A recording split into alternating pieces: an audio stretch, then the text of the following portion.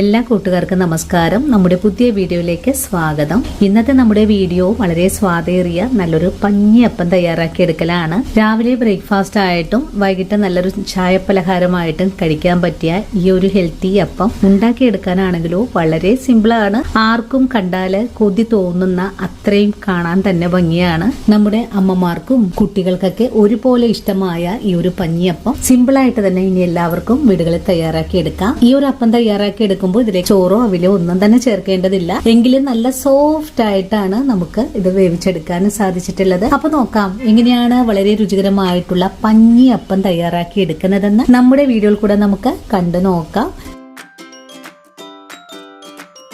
ഇനി നമുക്ക് ബ്രേക്ക്ഫാസ്റ്റ് തയ്യാറാക്കി എടുക്കാനുള്ള അരി ഒന്ന് കുതിർത്താനിടണം. ഞാനിവിടെ 2 ഗ്ലാസ് പച്ചരിയാണ് എടുത്തിട്ടുള്ളത്. നമ്മുടെ വീട്ടിൽ നിത്യമുള്ള പച്ചരിയാണ് ഞാനിവിടെ എടുത്തിട്ടുള്ളതും. ഇനിയിപ്പോൾ ബൗളിലേക്ക് അരി മാറ്റിയതിന് ശേഷം നല്ല വൃത്തിയായിട്ട് തന്നെ നമുക്കൊന്ന് കഴുകിയെടുത്തിട്ട് വരാം. ഇപ്പോൾ പച്ചരി നന്നായിട്ട് തന്നെ കഴുകിയെടുത്തിട്ടുണ്ട്. ഇനി നമുക്ക് പച്ചരി കുതിർന്ന് വരാനുള്ള വെള്ളമൊന്ന് ഒഴിച്ചു കൊടുക്കാം. ഇനി കഴുകിയെടുത്തിട്ടുള്ള പച്ചരി നമുക്ക് കുതിരാനായിട്ട് മാറ്റി വെക്കാം. ഞാനിവിടെ രാത്രിയിലാണ് അരി ഇടുന്നത്. ഇനി നമ്മൾ രാവിലെയാണ് അരി അരച്ചെടുക്കാൻ പോകുന്നത്. അരിയൊന്ന് മാറ്റി വെക്കുവാണ്. പച്ചരി കുതിർത്തി മാറ്റി വെച്ച് കഴിഞ്ഞാൽ അരി എടുത്ത അതേ ഗ്ലാസ്സിൽ തന്നെ നമുക്ക് 1/2 ഗ്ലാസ് ചവ്വരി കുതിർത്താൻ ഇടുന്നുണ്ട്. നിങ്ങൾ 1 ഗ്ലാസ് പച്ചരിയാണ് എടുക്കുന്നതെങ്കിൽ 1/4 ഗ്ലാസ് ചവ്വരിയാണ് എടുക്കേണ്ടത്. ഞാനിവിടെ 2 ഗ്ലാസ് പച്ചരി എടുത്തിട്ടുള്ളത് കൊണ്ട് 1/2 ഗ്ലാസ് അളവിലാണ് ചവ്വരി എടുത്തിട്ടുള്ളത്. ഇനി നമുക്ക് ചവ്വരിയും നല്ല വൃത്തിയായിട്ട് തന്നെ കഴുകിയെടുത്തിട്ട് വരാം. അങ്ങനെ ചവ്വരിയും ഞാനിവിടെ കഴുകിയെടുത്തിട്ടുണ്ട്. ഇനി നമുക്ക് ചവ്വരിയും കുതിർത്താനായിട്ട് മാറ്റിവെക്കാം. ചവ്വരിയും ഞാനിപ്പോൾ രാത്രി തന്നെയാണ് കുതിർത്താൻ എടുത്ത് വെച്ചിട്ടുള്ളത്. ഇനി നമുക്ക് രാവിലെയാണ് ഇത് രണ്ടും അരച്ചെടുക്കേണ്ടത്. ഇപ്പോൾ രാവിലെ ആയിട്ടുണ്ട്. നമുക്ക് കുതിർത്തിയ കാര്യങ്ങളൊക്കെ ഒന്ന് തുറന്നു നോക്കാം. എല്ലാം നല്ല പോലെ തന്നെ കുതിർന്ന് വന്നിട്ടുണ്ട്. ഇനി നമുക്കൊരു മിക്സിയുടെ ജാറിലിട്ട് കൊടുത്ത് ഇതൊന്ന് നല്ല വെണ്ണ പോലെ തന്നെ നമുക്കൊന്ന് അരച്ചെടുക്കാം. ഇനി നമുക്ക് കുതിർത്തിയ ചവ്വരി മിക്സിയുടെ ജാറിലേക്ക് മാറ്റാം. ഇനി കുതിർത്തിയ വെള്ളം തന്നെയാണ് അരച്ചെടുക്കാൻ എടുക്കുന്നത്. ഇതിലേക്ക് നല്ല വെളുപ്പായിട്ടുള്ള നാളികേരം തിരുമ്മിയത് ചേർക്കാം. അതിന്റെ ആ ഒരു ബ്ലാക്ക് കറുത്ത ഭാഗം ചേർക്കാതെ വേണം നമുക്ക് ഇതൊന്ന് അരച്ചെടുക്കാനായിട്ട്. നാളികേരത്തിന്റെ ആ ഒരു കറുത്ത ഭാഗം വരുവാണെങ്കിൽ നമ്മൾ തയ്യാറാക്കുന്ന അപ്പത്തിന്റെ കളർ വ്യത്യാസം ഉണ്ടാവട്ടെ. നാളികേരം ചേർത്ത് കഴിഞ്ഞാൽ ഒന്ന് അരച്ചെടുത്തിട്ട് വരാം. അങ്ങനെ നല്ല വെണ്ണ പോലെ അരച്ചെടുത്ത മാവ് ഒരു പാത്രത്തിലേക്ക് മാറ്റാം. ഇനി നമുക്ക് പച്ചരിയും ഇതുപോലെ തന്നെ അരച്ചെടുക്കാം. പച്ചരി നമുക്ക് 2 തവണകൾ കൊണ്ടാണ് അരച്ചെടുക്കാൻ സാധിക്കുന്നത്. അങ്ങനെ അരച്ചെടുത്ത പച്ചരി പാത്രത്തിലേക്ക് മാറ്റുവാണ്. അങ്ങനെ രണ്ടാമതും പച്ചരി അരച്ചെടുത്തിട്ടുണ്ട്. ഇനി നമുക്ക് ഈ മാവിലേക്ക് 2 സ്പൂൺ അളവില് പഞ്ചസാര ചേർക്കാം. ഉപ്പ് ചേർക്കാം. ഇനി നല്ലവണ്ണം ഇളക്കി യോജിപ്പിച്ചെടുക്കാം. അങ്ങനെ നല്ലവണ്ണം ഇളക്കി മിക്സ് ചെയ്ത് കഴിഞ്ഞാൽ നമുക്കിതിലേക്ക് ഒരു പിഞ്ചളവില് ഈസ്റ്റ് ചേർക്കാം. ഇൻസ്റ്റന്റ് ഈസ്റ്റ് ആണ് കേട്ടോ. അപ്പൊ പെട്ടെന്ന് തന്നെ പൊങ്ങി കിട്ടും. അധികം ഒന്നും ചേർക്കേണ്ട ആവശ്യമില്ല. ഒരു പിഞ്ചളവിൽ ചേർത്താൽ മതിയാകും. ഇനിയിപ്പോ നിങ്ങൾ രാവിലെ അരിയിട്ട് വൈകുന്നേരത്തേക്കാണ് അരച്ചെടുക്കുന്നതെങ്കിൽ 1/4 ടീസ്പൂൺ അളവില് ഈസ്റ്റ് ചേർക്കണം. നമ്മളിപ്പോ രാത്രിയിൽ അരിയിട്ട് രാവിലെ ഉണ്ടാക്കുന്ന പലഹാരമാണ്. അപ്പൊ അതുകൊണ്ട് ഒരു പിഞ്ചളവിലാണ് ഈസ്റ്റ് ചേർക്കേണ്ടത്. ഇനിയിപ്പോ ഈസ്റ്റ് ചേർത്തില്ലെങ്കിലും കുഴപ്പമൊന്നുമില്ല കേട്ടോ. പലഹാരം തയ്യാറാക്കി എടുക്കാൻ പോകുന്ന സമയത്ത് ഒരു നുള്ളു സോഡാപ്പൊടി ചേർത്താലും നല്ല പോലെ തന്നെ വീർപ്പായി വന്നോളും. ഈസ്റ്റ് ഈ ഒരു അളവിൽ ചേർത്താൽ മതിയാകും. ഈസ്റ്റും ചേർത്ത് നല്ല പോലെ ഇളക്കി ഒന്ന് മിക്സ് ചെയ്തെടുക്കാം. ഇനി നമുക്ക് മാവൊന്ന് പൊങ്ങി വരാനായിട്ട് മൂടി വെച്ച് കൊടുക്കാം. ഒരു 1.5 മണിക്കൂർ അല്ലെങ്കിൽ 2 മണിക്കൂർ മാക്സിമം ആകുള്ളൂ. അപ്പൊ നിങ്ങൾ രാവിലെ ഉണ്ടാക്കുമ്പോൾ കുറച്ച് നേരത്തെ തന്നെ അരി അരച്ച് വെക്കുക. ആ ഒരു ബ്രേക്ക്ഫാസ്റ്റ് കഴിക്കേണ്ടതായ സമയമാകുമ്പോൾ മാവ് നല്ലതായിട്ട് തന്നെ പൊങ്ങി വരും. ഈസ്റ്റ് ചേർത്ത് കഴിഞ്ഞാൽ നല്ലപോലെ ഇളക്കി യോജിപ്പിച്ചു കൊടുക്കണം. അല്ലെങ്കിൽ നിങ്ങൾക്കിത് അരച്ചെടുക്കുന്ന സമയത്ത് ചേർത്താലും മതി കേട്ടോ. അങ്ങനെ നമ്മുടെ മാവിന്റെ മിക്സിംഗ് ഒക്കെ കഴിഞ്ഞിട്ടുണ്ട്. നമുക്ക് ഈ മാവൊന്ന് പൊങ്ങി വരാനായിട്ട് വെയിറ്റ് ചെയ്യാം. ഇനി നമുക്ക് ഈ മാവൊന്ന് മൂടി വെച്ച് കൊടുക്കാം. അങ്ങനെ നമ്മുടെ മാവ് ഇവിടെ മിക്സ് ചെയ്ത് വെച്ചിട്ട് 2 മണിക്കൂറൊക്കെ കഴിഞ്ഞിട്ടുണ്ട്.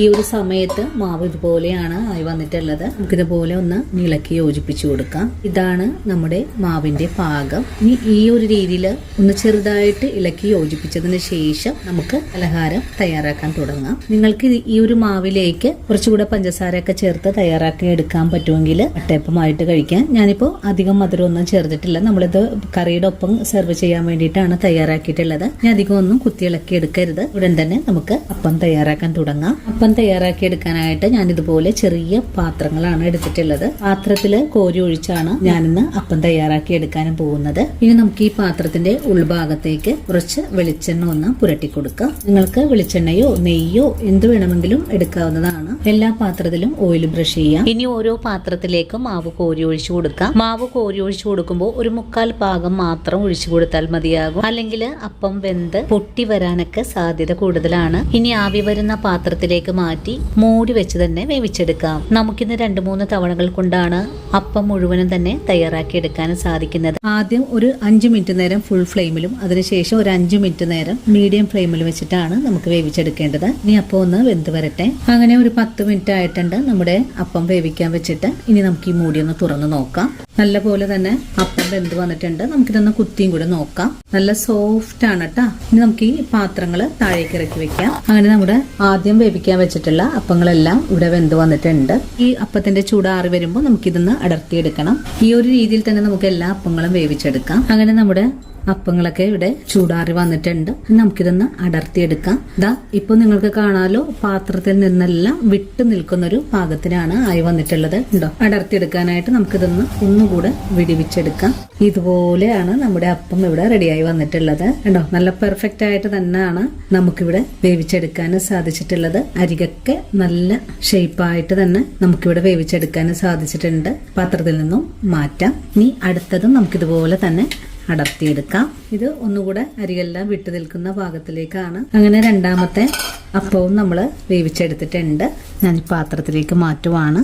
ഇന്ന് നമ്മൾ തയ്യാറാക്കിയിട്ടുള്ള ഈ ഒരു മാവിൽ നിന്നും കുറച്ചുകൂടെ പഞ്ചസാരയും ഏലക്കാപ്പൊടിയും ചേർത്ത് വളരെ ഭംഗിയായിട്ടുള്ള വട്ടയപ്പവും ഞാനിവിടെ തയ്യാറാക്കി എടുത്തിട്ടുണ്ട്. നിങ്ങൾക്ക് ഈ വീഡിയോയിൽ കൂടെ കാണാലോ എത്ര പെർഫെക്റ്റ് ആയിട്ടാണ് നമ്മുടെ വട്ടയപ്പം നമുക്കിവിടെ വേവിച്ചെടുക്കാൻ സാധിച്ചിട്ടുള്ളത്. ഇനിയിപ്പോൾ ഒരു മാവ് മതി രാവിലെ ബ്രേക്ക്ഫാസ്റ്റിനൊപ്പം വിളമ്പാനും വൈകിട്ട് നല്ല ചൂട് ചായയുടെ ഒപ്പം ചായ പലഹാരമായിട്ട് കഴിക്കാനും ഇത് തന്നെ മതിയാകും. ഈ ഒരു പെർഫെക്റ്റ് അപ്പക്കൂട്ട് പഠിക്കുവാണെങ്കിൽ ഇനി നല്ല സ്വാദോടുകൂടിയുള്ള അപ്പങ്ങളൊക്കെ നിങ്ങൾക്ക് വളരെ ഈസി ആയിട്ട് തന്നെ ഉണ്ടാക്കിയെടുക്കാൻ സാധിക്കും. അപ്പോൾ ഇന്നത്തെ നമ്മുടെ വീഡിയോ ഇത്രയേ ഉള്ളൂ. ഇനിയും നല്ലൊരു വീഡിയോ ആയിട്ട് നാളെ കാണാം. അതുവരെയും ഒത്തിരി സ്നേഹത്തോടു കൂടി തന്നെ വീണ്ടും കാത്തിരിക്കുക.